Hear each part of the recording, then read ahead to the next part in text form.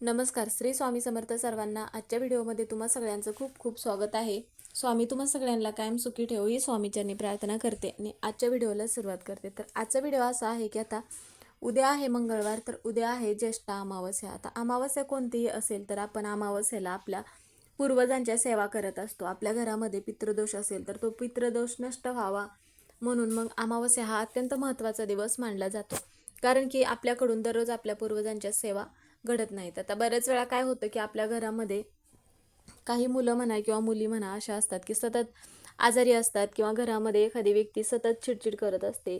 त्यावेळेस घरामध्ये दोष असल्यानंतर पण ह्या सगळ्या गोष्टी घडत असतात. एखादा मुलगा आहे, मुलगी आहे, मुला मुलींची विवाह जुळून येण्यासाठी पण सतत अडथळे निर्माण होत असतील तर आपल्या घरामध्ये पितृदोष असल्यानंतर पण ह्या ज्या गोष्टी आहेत तर त्या घडत असतात. त्यावेळेस मग आपल्याला कळत नाही की आपण जे इतर देवांच्या ज्या सेवा आहेत तर त्या सेवा आपण करत असतो किंवा इथे तिथे एखाद्या गुरुजींकडे आपण बघण्यासाठी जात असतो. पण कधी कधी आपल्याला समजत नाही की आपल्या घरामध्ये जर आपल्या पूर्वजांचा आशीर्वाद जर आपल्याला चांगला असेल, आपले पूर्वज जर तृप्त झालेले असतील तर मग आपल्याला इतर कुठल्याही गुरुजींकडे जाण्याची आवश्यकता नाही किंवा मग आपल्या पूर्वजांचा आशीर्वाद जर चांगला असेल तर आपल्या घरामध्ये कधीही कोणत्या अडचणी येत नाहीत. असे नाही की आपल्याला आपल्या घरात पूर्वजांच्या सेवाच करायच्या आहेत किंवा देवाची सेवा करू नये असे कधीही कोण म्हणत नाही. कारण की आपले पूर्वज जर तृप्त असतील तर आपल्या पूर्वजांचा आशीर्वाद आपल्याला हा नेहमी चांगलाच मिळत असतो. त्यामुळे मग अमावस्या हा जो दिवस आहे तर तो अत्यंत महत्त्वाचा दिवस मानला जातो. त्यामुळे आपल्याला काय करायचं आहे की आता पिंपळाचं झाड जे आहे तर पिंपळाच्या झाडावरती सगळ्या देवी देवतांचा वास असतो हे तर माहितीच आहे. त्याचप्रमाणे पूर्वजांचा पण वास असतो असे म्हटले जाते. त्यामुळे आपल्याला अमावस्येच्या दिवशी पिंपळाच्या झाडाला एक वस्तू अर्पण करायचं आहे. तर पिंपळाच्या झाडाला आपण ज्या वस्तू अर्पण करतो त्यामुळे आपले पितर जे आहेत तर ते तृप्त होतात आणि आपल्या घरातील 7 पिढ्यांचा जो पितृदोष आहे तर तो नष्ट होत असतो. याबद्दलचीच माहिती आपण आजच्या व्हिडिओमध्ये घेणार आहोत.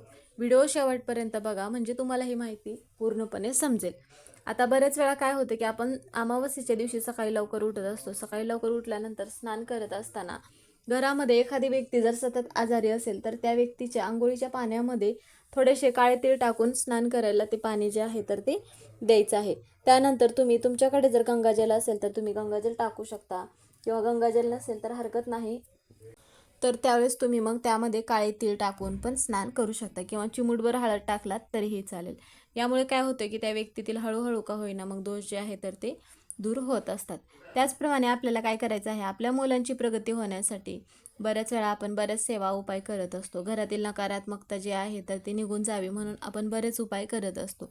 कधी कधी काय होतं की घरामध्ये जर नकारात्मकता असेल तर मग आपल्या घराची ही प्रगती होत नसते, त्यात मुलांची पण प्रगती होत नसते. त्यासाठी आपल्याला काय करायचं आहे, नकारात्मकता जी आहे तर ते नकारात्मकता ऊर्जा शोषून घेण्याचं जे काम आहे तर आंब्यांच्या पानांमध्ये असतं. त्यामुळे आपल्याला आपल्या घराचा जो मुख्य दरवाजा आहे तर त्या दरवाजाला आंब्यांच्या पानांचं जे तोरण आहे तर ते लावायचं आहे. माता लक्ष्मीचा वास त्या घरामध्ये मग कायम राहत असतो. अमावस्येच्या दिवशी मग आपल्याला काय करायचं आहे, 11 आंब्याची पानं घ्यायची आहेत आणि ती आंब्याची पानं जी आहेत तर ती स्वच्छ धुवून घ्यायची आहेत आणि त्याबरोबर आपल्याला 11 पांढऱ्या रंगाची तुम्ही फुलं घेऊ शकता. पांढऱ्या रंगाची फुलं नसतील तर मग तुम्ही पिवळ्या रंगाची घेतलात तरीही चालेल. प्रत्येक पानांवरती आपल्याला कुंकवाने स्वास्तिक काढायचं आहे आणि त्याचबरोबर प्रत्येक पानाच्या मधोमध आपल्याला एक पांढऱ्या रंगाचं फूल किंवा तुम्ही पिवळ्या रंगाचं घेतलात तर पिवळ्या रंगाचं, अशा पद्धतीने मग संपूर्ण जे तोरण आहे तर ते तोरण बनवायचं आहे. त्यानंतर तोरण बनवून झाल्यानंतर देवघरापुढे आपल्याला ते तोरण बनवलेलं ठेवायचं आहे. आता हे जे सगळे सेवा म्हणा किंवा उपाय म्हणा घरातील देवपूजा करून झाल्यानंतरच करायचं आहे. कारण की देवघरामध्ये धूपदीप लावून घरातील वातावरण प्रसन्न केल्यानंतर आपण असे जर काही उपाय केले तर त्याचं फळ आपल्याला नक्की मिळत असतं. आंब्यांच्या पानांचे जे तोरण आहे तर ते देवघरापुढे ठेवायचं आहे थोडा वेळ आणि नंतर मग आपल्या घराचा जो मुख्य दरवाजा आहे तर त्या दरवाजाला लावायचा आहे. घरामध्ये नकारात्मकता येत नाही. त्याचबरोबर काय करायचं आहे, घरातील जी व्यक्ती असेल तर त्या म्हणजेच की घरामध्ये जी कर्ता व्यक्ती असते तर त्या व्यक्तीनेच, असे म्हटले जाते की अमावस्येच्या दिवशी कावळ्याला दही भात हा ठेवला जातो. असे बरेच छोटे मोठे जे उपाय आहेत तर ते उपाय केल्यामुळे आपल्या घरातील पितर जे आहेत तर ते तृप्त होऊन आपल्या घरातील पितृदोष हा नष्ट होत असतो. आता अमावस्या म्हटलं की आपण आपल्या पितरांचे तर्पण म्हणा, पिंडदान किंवा श्राद्ध आपण हे करतच असतो. आपल्या घरामधील जे दुःख आहे, दारिद्र्य आहे, जे संकटे आहेत तर ते दूर होण्यासाठी काही सेवा उपाय पण आपल्याला करणे गरजेचे असते. तर गंगाजल असेल किंवा हळद असेल किंवा काळे तीळ टाकून आपण स्नान तर करतच असतो. त्याचबरोबर आंब्याच्या पानांचं पण तोरण लावत असतो. सगळ्यात महत्त्वाचं म्हणजे आपल्या घराचा जो उंबरठा आहे तर त्या उंबरठ्याला हळदीचं लेपन हे आवर्जून करायचं आहे. त्याचबरोबर घराचा जो मुख्य दरवाजा आहे तर त्यावरती कुंकवाने पण स्वस्तिक आपल्याला काढायचं आहे. आता भगवान श्रीकृष्णाचा जो वास आहे तर पिंपळाच्या झाडामध्ये असतो हे तर सगळ्यांना माहितीच आहे. एखाद्या व्यक्तीचा आजारपण आहे घरातील, त्या व्यक्तीचा आजारपण बरं होत नसेल तर त्यावेळेस आपल्याला काय करायचं आहे, पिंपळाच्या झाडाला एक वस्तू अर्पण करायचं आहे. आता भगवान विष्णूंचाही वास पिंपळाच्या झाडामध्ये असतो, त्याचप्रमाणे माता लक्ष्मीचाही वास पिंपळाच्या झाडामध्ये असतो. म्हणून आपल्याला जी वस्तू अर्पण करायचं आहे तर ती तुम्ही दिवसभरातून कधीही करू शकता. सायंकाळी उपाय केल्यामुळे तो अत्यंत प्रभावी ठरतो.